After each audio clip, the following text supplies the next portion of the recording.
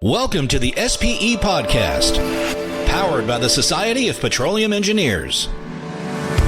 You're listening to SPE Live, oil and gas powering our net zero future. Where are we and what's next? The audio from this episode was previously recorded on October 14th, 2024. Good morning. My name is Scyller Borglum, and I'm Vice President for WSP. I will be your moderator today. Today's SPE Live will last 30 minutes. We encourage you to ask questions in the chat during the program. It is now my pleasure to introduce our guest. Girish Nadkarni is a veteran and thought leader in corporate venture investing, a climate tech investor, an entrepreneur, and industry executive. He retired as the CEO of TotalEnergies Ventures in 2022. Before that, he was the founder and president of ABB Technology Ventures, the corporate venture arm of ABB, the global head of ABB's robotics division, automotive business, a CEO at United Healthcare, and at GE, where he worked for Jack Welch on strategy and business development. He founded vSimplify, a VC-funded pioneering startup in cloud-based ASP business services.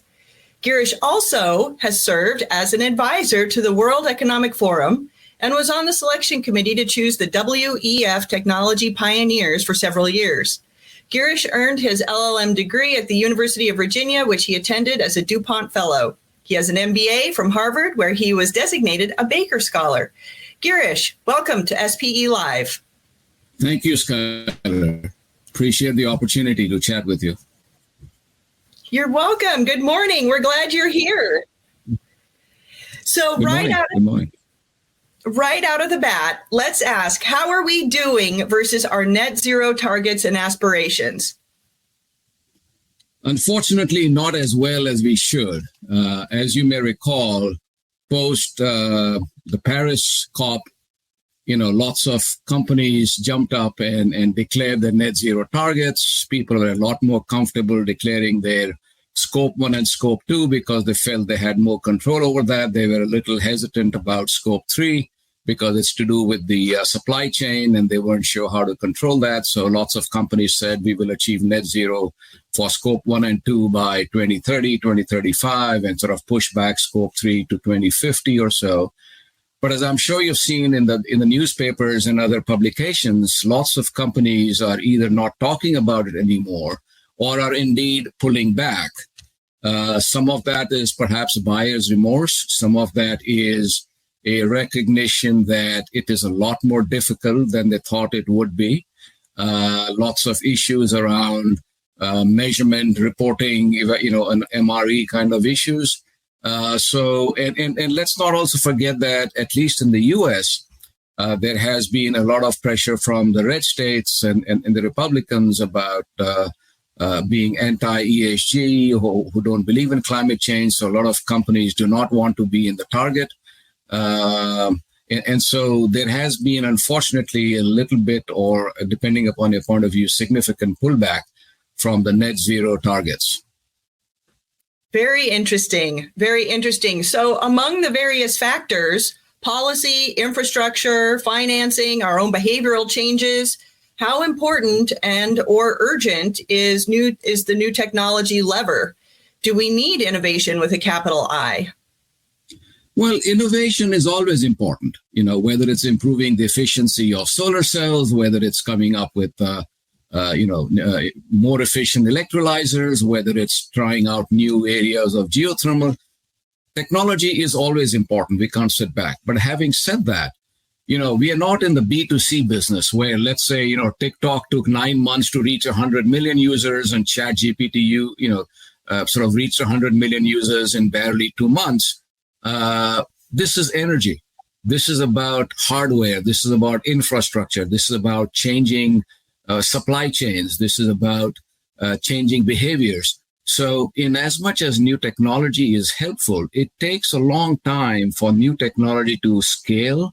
It takes a long time to that scale technology to be adopted, etc.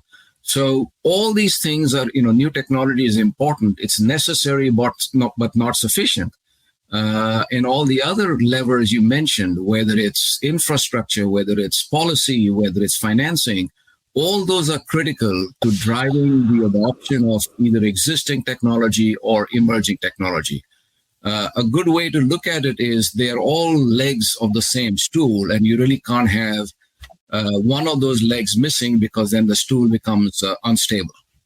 I agree completely. That's fascinating. So what are some of the new R&D ideas that you have come across that have excited you as an investor? There is the good thing is there are a lot of people in a lot of countries now pushing this. In the old days, when I say old, 20, 30, 50 years ago, you basically thought of technology as coming from a small handful of countries. It was the US, it was Europe, and even within Europe, you probably thought of it as France, Germany, maybe Scandinavia. But today, technology has democratized. You have very interesting technologies and business models coming from literally all four corners of the world. Where it's not just the US, it's now obviously China, which is a leader in many of the clean tech technologies. You have places like Korea, Japan, India, even little Estonia is very strong in digital technology. So lots of stuff happening all over the world. That's the good thing. Some very interesting technologies ranging from high efficiency electrolyzers, small modular reactors. What I'm also excited about is new geothermal, the new generation of geothermal, which doesn't really rely exclusively on geographic constraints to access it. You don't have to go to the volcanic areas. You can drill in anywhere almost you want. Also fusion. And, fusion is one of those things which could happen tomorrow, could take 5 years, could take 20 years. One doesn't know. But obviously, that's the holy grail for energy.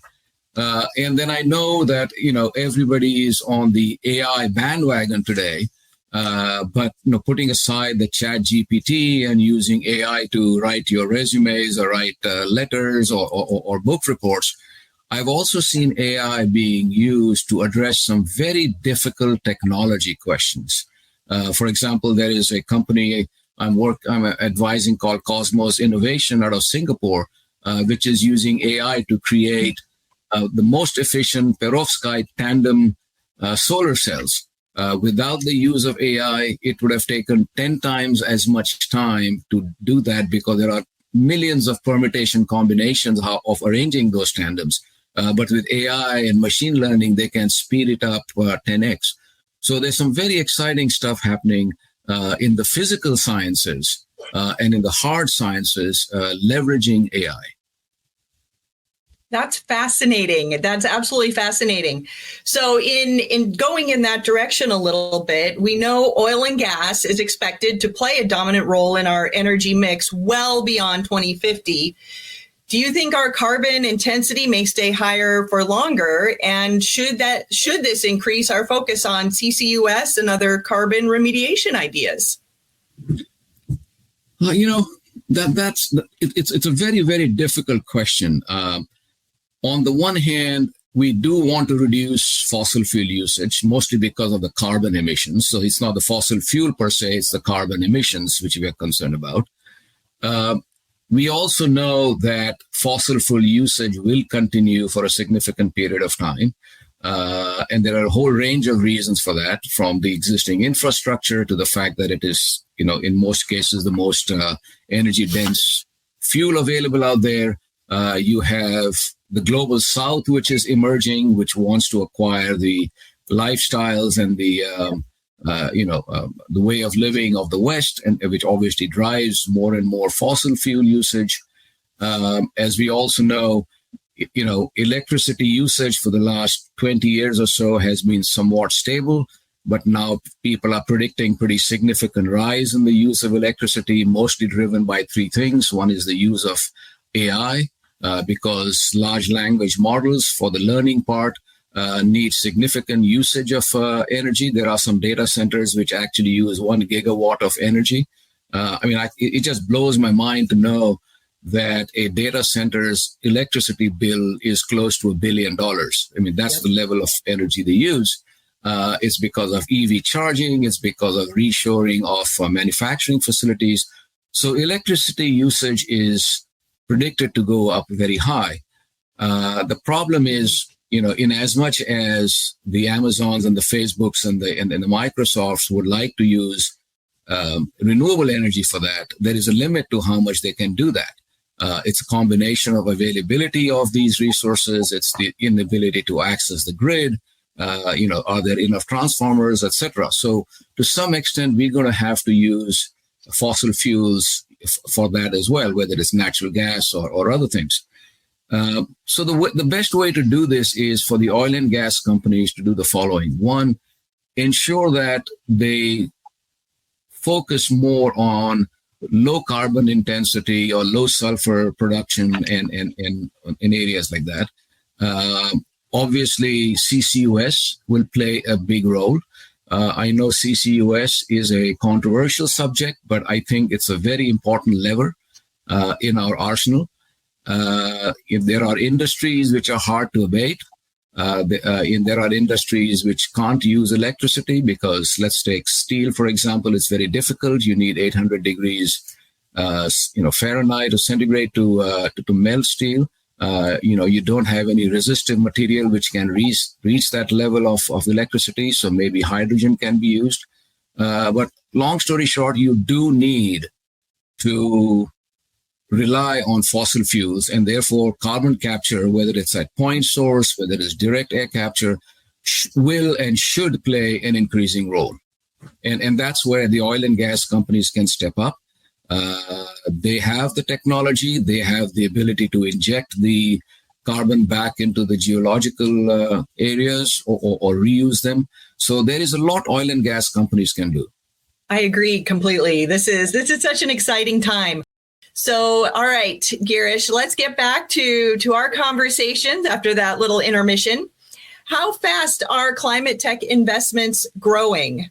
And I'm going to do a follow-on with this one because you and I were talking earlier about climate tech investment 1.0, climate tech investment 2.0. If you want to talk about that distinction as well, I think our audience would benefit. Thank you, Scyller. I think your question is really linked to climate 1.0 and 2.0. For people who don't know, we refer to climate 1.0 as the period after 2008, 2009, when the dot-com bubble burst, and a lot of VCs were looking for the next big thing. And so they all decided that the next big thing was going to be clean tech. And in many cases, a lot of people thought the smart grid would be the next big thing. And people like Cisco said the smart grid would actually be even bigger than the internet. So a lot of investors moved into clean tech and a lot of entrepreneurs moved into clean tech. That was the good news. The bad news was a couple things. One is those were the early days. So there was a significant amount of learning which had to happen because, as we know, knowledge builds upon itself. And the early days of chemistry or physics or any technology are the most difficult ones in terms of the percentage of success for all your experiments. But the other fact, which I unfortunately see happening again, is a lot of the VCs who jumped in did not really bring any background in energy or clean tech. And, it's one thing where you're funding a software company where, let's say, if you're 6 months behind, you just add more engineers. You can't do that in clean tech. There's a whole issues around infrastructure. And let's say you're doing biofuels or you're doing fuels based on certain bacteria. You can't just rush the bacteria and say, hey, you're behind time, let's add some more bacteria or whatever. These things take their own time. So Clean Tech 1.0, we refer to the period where almost all VC firms lost money in their investments, mostly because these investments took much longer and much more capital than people had anticipated. And so for a long time, there was a certain winter, I would say clean tech investing winter, where people stepped away from the clean tech space. And then it picked up again about 5 years ago, where large companies and VCs once again came back into the clean tech space. So to answer your question, as of now, there are many startups, and there are lots and lots of VCs jumping in. My concern is, in as much as a lot of these people bring the passion and the energy and the desire to fix it, once again, I'm seeing lots of people jump in with not very deep experience in energy or what it takes to scale a business or what it takes to drive the infrastructure changes, etc. So my fear is, are we going to watch the same movie all over again and then create a sort of a investment winter all over again? So that's my big worry. I think that's, Girish, I think that's completely valid. And as we discussed in a prior conversation, as you said, the scale and the timing of energy projects is considerably greater and longer than I suspect what investors are accustomed to working with. I know that the project management positions that I've been involved in and working with established clients versus new developers, just that recognition that the established clients, they're sophisticated, they're savvy, they know these projects are years in the making and billions in the investing, and yet the new developers want, understandably, coming out of the world that they do, they want to have their money back as quickly as possible and see that return. But it doesn't work that way in our world. It takes a long time to get those investments all the way through the pipeline. So Scyller, if I may, we touched on these issues and we touched on CCUS, etc. And you are obviously very active in the CCUS space. I'm just curious, how do you see this growing? What do you see as the hurdles, whether it's a technical, regulatory, or any other challenges? Because that's a very important subject. It is. And there are, so I see two components that aren't necessarily understood by numbers people right off the bat. Number one is the social license to operate. We need to be in constant conversation with the people that we are serving, and that includes local city councils, county commissioners, state legislators, the people who are the boots on the ground. They are not the top of the ticket when it comes to the ballots. They're closer to the bottom, and yet that closer to the bottom is really what drives a lot of legislation that can govern what we do as members of the oil and gas industry, including CCUS. And so making certain that we have the education out, the relationships developed. LBJ had a saying that I absolutely loved: you don't build a relationship the day you need it. And he's absolutely right. In order to have that trusting relationship in the communities where we operate, it needs to be a long-term one, and it needs to be something that we, as an industry, invest in. I also think that we need to start, as an industry, investing more in the workforce development, starting way back, not just in college with internships, not even just in high school with science fairs, but all the way back in middle school, because people don't understand the value of STEM education, and they don't understand where our energy comes from or how the system works. And so whether it's an oil and gas girl like myself, right, I'm a petroleum engineer, or somebody who knows how the electrical grid works, we're simply not getting students through the pipeline like we need to. And so that's why I'll do a shameless plug for my book. I wrote STEM Study Habits because I want kids to get into STEM and stay there. And we as an industry need to invest in this energy education, if you will, so people actually understand where it comes from and what it takes to put on the amount of electricity on the grid that we need if we're going to have the technologically advanced society and civilization that we plan to have. So thank you for passing that ball back to me. No, that was fascinating. Absolutely. So we've had some questions come in. Do you want me to jump over to those and maybe so. Our audience is thinking? Okay, so the first one comes in from, and forgive me, audience, if I totally butcher your name. Okay, just please chalk it up to inexperience. So from John DeWard on Energy Stream, his question is, Will a large growth in electrification be limited by the grid capabilities, or will this barrier be overcome in a reasonable amount of time? What do you think, Girish? Unfortunately, at least in the US, it is a major problem. There are significant issues around permitting. There are significant issues around putting transmission lines, all of which is leading to congestion on the grid. And you can have your solar power plant be up and ready, but it takes you a good 3-4 years, depending upon where you are, to get access to the grid. Now, if you are an industry which needs electricity, or if you're a data center, you can do a behind-the-meter electrification program. You don't have to worry about the grid. But if you are somebody who wants to feed it into the grid, that is a significant challenge. The interesting part, which I learned a couple of years ago, because I'm on the board of some other companies there, is in India, they actually have a single unified grid. They don't have it broken down into regions like the US.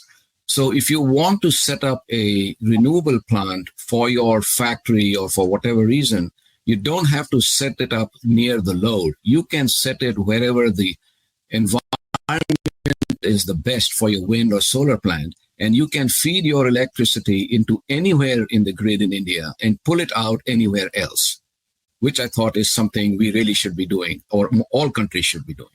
Agreed. I think that's a great idea. Thank you for that, Girish. Okay, the next question is from Hitesh Mohan on LinkedIn. What about critical minerals? How will DLE, or direct lithium extraction from produced water and brine, play a role in meeting minerals demand and ESG roles? Again, a very important question. As you know, we talk of electrification as the first lever to pull for decarbonization. The issue is you need lots of metals for that. You need copper wires, you need lithium batteries to address the intermittency, you need to have lots of other minerals for building transformers, etc. And the problem with that is two things. One is a political issue, which is a large part of these rare earths, minerals, etc., are found in countries which may or may not be friendly with the US. Take lithium, for example. Although it's found in many parts of the world, most of the lithium factories, are out in China. But the other problem, which is around ESG, is, as I'm sure we have seen articles about lithium factories lithium mines in Indonesia or other places, they have pretty significant biodiversity impacts. And I worry about the long-term implications, because in as much as climate change has sort of sucked most of the oxygen from the room, many people believe that biodiversity is a similar, if not a larger problem. And biodiversity has a direct impact on our food supply chain and for man to be able to survive or feed himself personally. And so if we don't focus on biodiversity, that will also come back to haunt us sooner rather than later. Fascinating. And that's something certainly worth considering, especially as we are juggling competing priorities, which if everything's important, nothing's important, but we certainly don't want to leave anything on the table that, as you say, in the future could come back and affect, well, not just us as the human race, but the entire planet. So a lot to keep in mind as we try to solve these collective problems. The next question comes from Osmat Gurani on LinkedIn. How long will it take the transition phase towards what we can say renewable energy or a collaborative approach take? So how long will the energy transition phase take toward the renewable energy or the collaborative approach? Do you have a line of sight on how long? Yeah, we already. So renewable energy obviously is something a lot of people are driving towards, but we already touched on some of the barriers to, whether it's the grid congestion, whether it's the access to minerals in a timely manner, etc.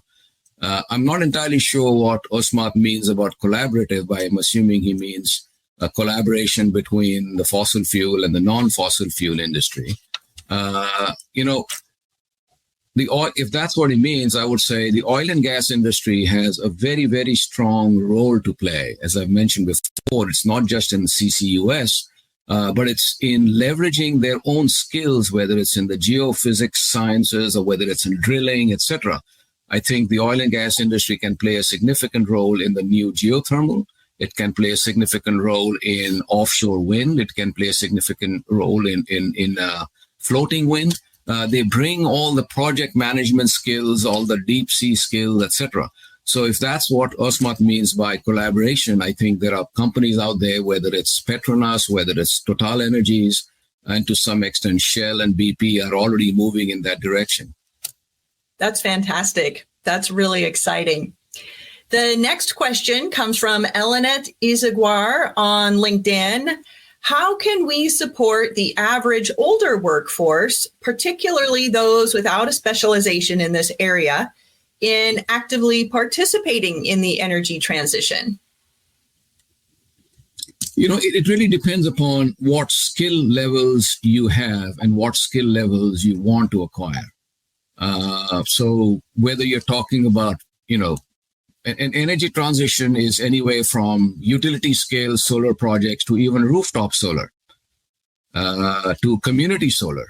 So there are areas you can participate. It doesn't have to be in research or engineering. It can be in sales. It can be in lobbying. It can be in talking to being part of a group which lobbies cities and towns and counties on setting up community solar, things like that. So there are lots of areas you can play, depending upon your desire to, which sector you want to play in and your level of technical or other skills.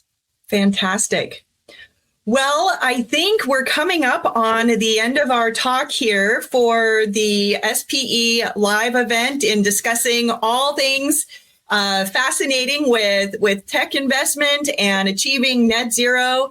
Girish, if you have a few final thoughts, would you like to share them with our audience? Thank you, Scyller. I think there was one question I think Gaurav Agarwal asked about advice to graduating students interested in working on decarbonization. My suggestion would be find a sector you're interested in, solar, geothermal, whatever.